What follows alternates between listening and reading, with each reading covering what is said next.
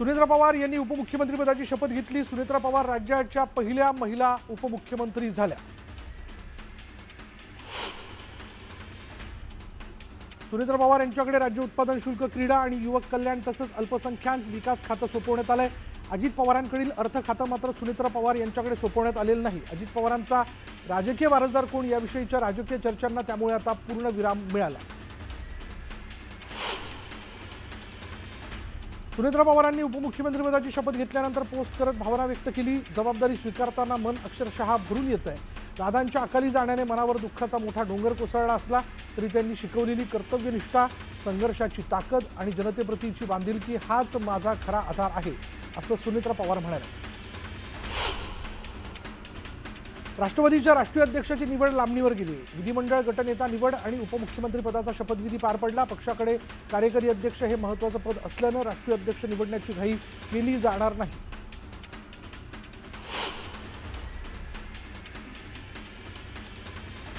पंतप्रधान नरेंद्र मोदींनी सुनेत्रा पवारांना शुभेच्छा दिल्यात। एक्सवर पोस्ट करत सुनेत्रा पवार अजित पवारांचं स्वप्न पूर्ण करतील असा विश्वास मोदींनी व्यक्त केला। राज्याच्या पहिल्या महिला उपमुख्यमंत्री म्हणून सुनेत्रा काकी यांनी शपथ घेतली, याचा आनंद आहे। अजितदादांची जागा कोणीच घेऊ शकत नाही, पण किमान सुनेत्रा काकींच्या रूपात तरी आम्हाला तिथं अजितदादांना पाहू देत।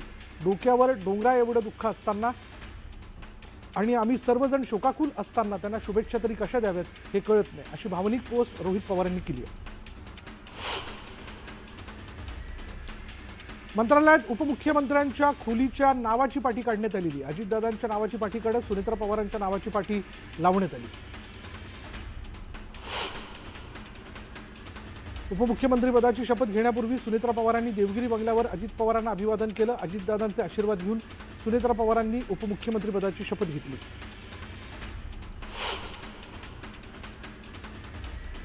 शरद पवार सुनेत्रा पवारांच्या शपथविधीला उपस्थित नव्हते। पार्थ पवारांनी शरद पवारांच्या मनधरणीचे प्रयत्न केले। गोविंद बागेत पार्थ आणि शरद पवारांमध्ये 1.5 तास चर्चाही झाली। राष्ट्रवादीच्या आमदारांचं मत विचारात घेऊन सुनेत्रा पवारांच्या उपमुख्यमंत्रीपदाचा निर्णय घेतल्याचं छगन भुजबळ यांनी स्पष्ट केलं। उपमुख्यमंत्रीपद सर्वात महत्त्वाचं आहे। सुनेत्रा पवार उपमुख्यमंत्री झाल्यावर त्या पुढचे निर्णय घेतील असं भुजबळ म्हणाले। सुनेत्रा पवारांची राष्ट्रवादीच्या विधिमंडळ गटनेतेपदी निवड करण्यात आली। दिलीप वळसे पाटलांच्या प्रस्तावाला छगन भुजबळांनी अनुमोदन दिलंय आणि त्यानंतर राष्ट्रवादीच्या सर्व आमदारांनी सुनेत्रा पवारांची एकमताने निवड केली।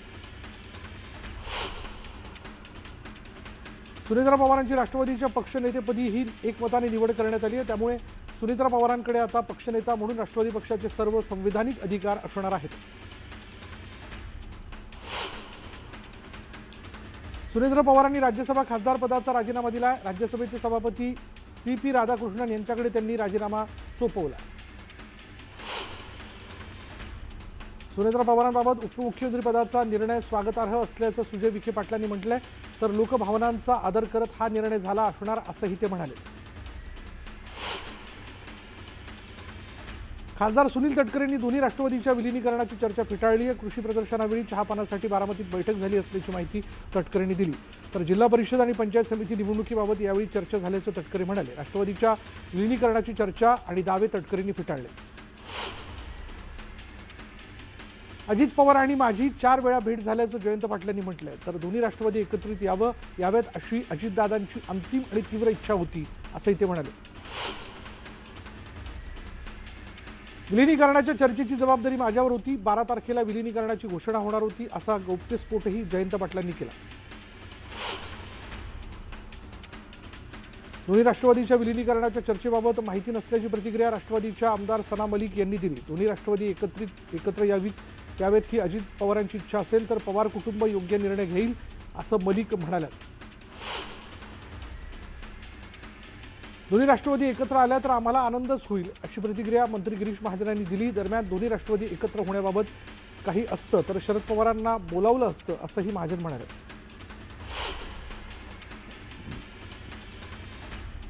राष्ट्रवादीने काय करावं हे त्यांनी ठरवावं, त्यावर बोलणार नसल्याचं शरद पवारांनी म्हटलंय। सुनेत्रा पवारांबाबत तटकरे प्रफुल्ल पटेल आणि त्यांच्या पक्षाचा अंतर्गत विषय असल्याचे ते म्हणाले। दोन्ही राष्ट्रवादी एकत्र याव्यात ही अजितदादांची इच्छा होती. भविष्यात दोन्ही राष्ट्रवादी एकत्र येणार असल्याचं अतुल बेनकेंनी म्हटलेलं आहे. अजितदादा, खासदार अमोल कोल्हे आणि माझ्यात चर्चाही झाली होती असंही ते म्हणाले. अजित पवारांसोबत अपघातात निधन झालेले सुरक्षारक्षक विदीप जाधव यांच्या तरडगाव इथल्या घरी जाऊन रोहित पवारांनी कुटुंबियांची भेट घेतली. जाधव परिवाराच्या पाठीशी पवार कुटुंब ठामपणे उभं असल्याचा विश्वास यावेळी रोहित पवारांनी व्यक्त केला. आशा काकींची भेट घेऊन निघाल्यानंतर शपथविधी संदर्भात सुप्रिया सुळेंना प्रश्न विचारण्यात आला. यावेळी रामकृष्ण हरी म्हणत सुप्रिया सुळेंनी हात जोडले. खासदार सुप्रिया सुळेंनी आपल्या काकी अजित पवारांच्या मातोश्री आशा काकी यांची काटेवाडीत जाऊन भेट घेतली. काटेवाडीतील निवासस्थानी जाऊन त्यांनी आशा काकींची विचारपूस केली. बीडच्या आष्टीत विश्वकर्मा जयंतीनिमित्त होणारे सर्व कार्यक्रम रद्द करून सुतार समाजाने कीर्तनातून उपमुख्यमंत्री अजित पवारांना श्रद्धांजली वाहिली. विश्वकर्मा मंदिरातून प्रतिमेची मिरवणूक काढत आदरांजली अर्पण करण्यात आली. नवी मुंबई महानगरपालिकेच्या महापौरपदाच्या निवडणुकीसाठी उद्या अर्ज भरण्याची प्रक्रिया पार पडणार आहे. यंदा महापौरपद खुल्या प्रवर्गातील महिलांसाठी आरक्षित असून माधुरी सुतार, वैष्णवी नाईक आणि नेत्रा शिर्के या नगरसेवकांची नावं महापौरपदाच्या शर्यतीत आघाडीवरती आहेत. जिल्हा परिषदेच्या निवडणुकीतून अर्ज मागे घेतल्याने अंबादास दानवेंचे बंधू राजेंद्र दानवे यांनी उमेदवारांच्या अंगावर शाई उठली. पक्षाकडून एबी फॉर्म दिलेला असतानाही वरिष्ठांना न कळवता माघार घेतल्यानं राजेंद्र दानवे यांनी नाराजी व्यक्त केली. नागपूर महापालिकेच्या प्रभाग क्रमांक 23 मधून सलग तिसऱ्यांदा निवडून आलेले नगरसेवक बाल्या बोरकर यांची गटनेतेपदी निवड करण्यात आली.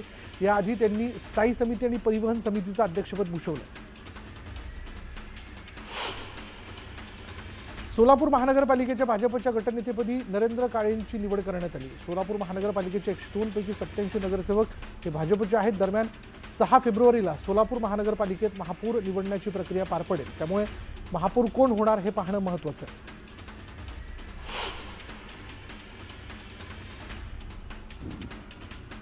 अवकाळी पाऊस, गारपीट आणि वादळी वाऱ्यामुळे जळगाव जिल्ह्यातील रब्बी पिकांचं मोठं नुकसान झालंय. या नुकसानीची पाहणी करण्यासाठी पालकमंत्री गुलाबराव पाटील शेतकऱ्यांच्या बांधावर पोहोचले असून पंचनामे सुरू करण्याच्या सूचना त्यांनी दिल्या. जळगावच्या जामनेर इथं आंबेडकरवादी संघटनेच्या वतीनं मंत्री गिरीश महाजनांविरोधात तहसील कार्यालयावर मोर्चा काढण्यात आला. प्रजासत्ताक दिनी नाशिक इथल्या कार्यक्रमात भाषणादरम्यान महाजनांनी डॉक्टर बाबासाहेब आंबेडकरांचं नाव घेतलं नव्हतं आणि या विरोधात निषेध आंदोलन करण्यात आलं. नाशिकमध्ये इलेक्ट्रिक डबल डेकर बस धावणार आहे. डबल डेकर डेमो बस नाशिकमध्ये दाखल झाली. दरम्यान मंत्री गिरीश महाजनांसह प्रशासनाने बसबाबत माहिती जाणून घेतली. मीरा भाईंदर महानगरपालिकेनं बेकायदेशीर बांधकामावर कारवाई केली आणि यावेळी मांडवीपाडा, काजूपाड्यातील बेकायदेशीर बांधकामांवर तोडक कारवाई करण्यात आली. या कारवाईमुळे भूमाफियांचे धाबेदार आणले. यवतमाळमध्ये केवायसी केल्यानंतरही 58,000 लाडक्या बहिणींची मदत थांबली आहे. याचा अहवाल राज्य सरकारच्या महिला आणि बालकल्याण विभागाने यवतमाळला पाठवला. या अहवालानुसार चौकशी करण्याचे आदेश देण्यात आले. पुढील 4 दिवसात याचा अहवाल महिला बालकल्याण विभागाकडे द्यावा लागणार आहे. गोंदियाच्या कचारगडमधील यात्रेला सुरुवात झाली. आदिवासी विकास मंत्री अशोक उईकेंच्या दौऱ्यापूर्वी रस्त्याची डागडुजी करण्यात आली. यामुळे मंत्री येतील तेव्हाच रस्ता दुरुस्त करणार का असा सवाल नागरिकांनी विचारला. जळगावमध्ये आदिवासी कोळी समाजातील महिलांनी पुढाकार घेतला आणि यावेळी त्यांनी राणरागिनी ग्रुपच्या माध्यमातून राज्यस्तरीय वधूवर परिचय मेळावा आणि युवा महोत्सवाचं भव्य आयोजन केलं. या मेळाव्यातून अनेक विवाह जुळल्यानं समाजात समाधान व्यक्त केले जाते.